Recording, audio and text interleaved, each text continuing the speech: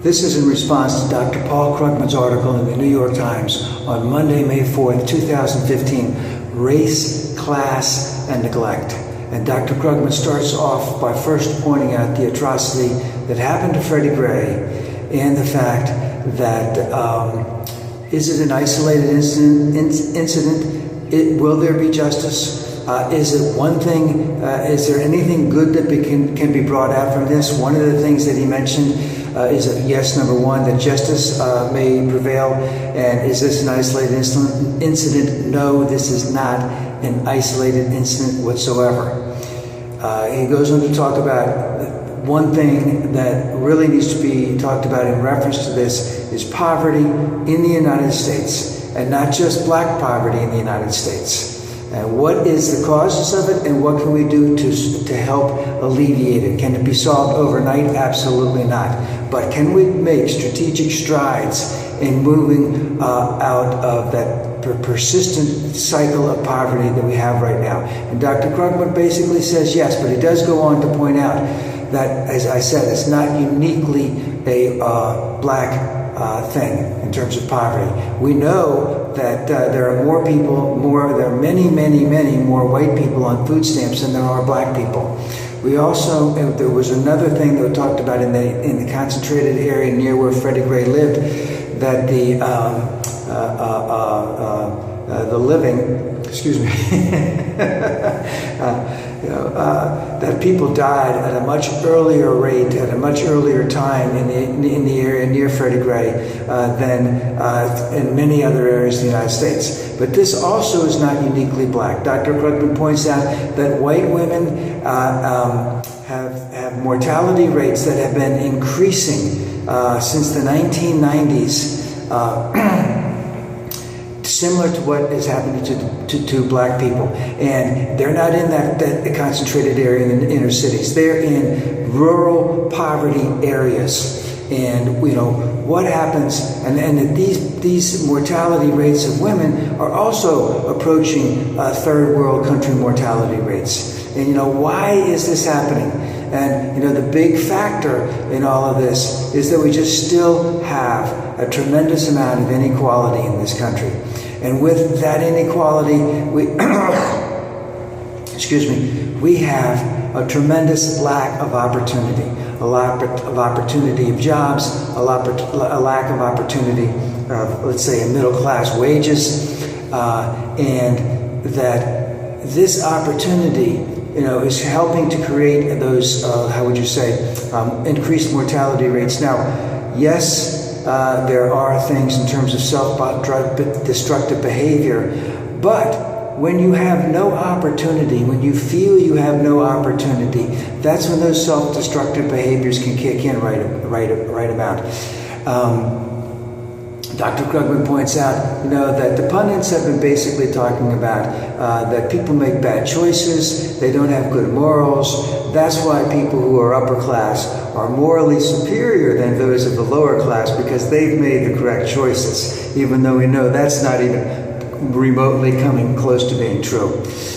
Now, Dr. Krugman brings out something very important in reference to all of this, and that is that there was someone who wrote, William Julius Wilson, indicated that wrote a long time ago, that when we as a country talk about the traditional black family and how it does not exist anymore, Mr. Wilson had pointed out many years ago that when we look at the decline in the traditional black family, we have to look first at the decline in the availability of jobs in the inner cities. And that is a huge fact. When did that start happening? In the 30s, in the 40s, in the 50s? That's when we saw the decline in the traditional black family. And what are the results of that? Much less marriage, increase in childbirth out of wedlock, as you would say, the cycle of poverty that keeps on going. But guess what? The same thing is happening with rural poverty areas, rural poverty areas that are mostly dominated by white people. That a lack of marriage, a lack of the traditional family, increase in out-of-wedlock births.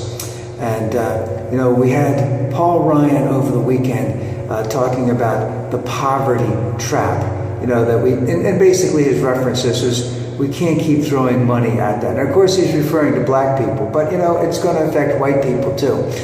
And, you know, this poverty trap, you know, I'm just going to say, this guy, Ryan, is a very despicable human being.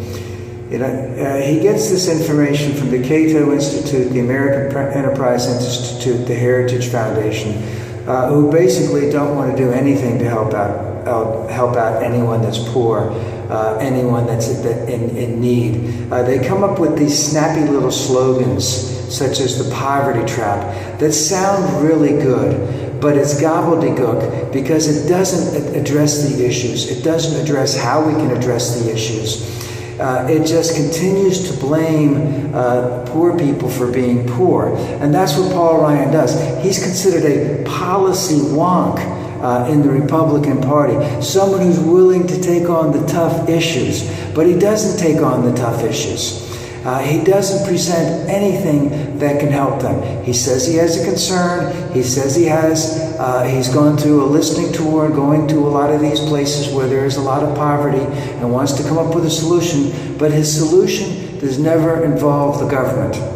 His solution is something else, or nominal help by the government, because he doesn't believe in that. So his ideology dictates what the government can do to help out when we know that the government can do a lot more.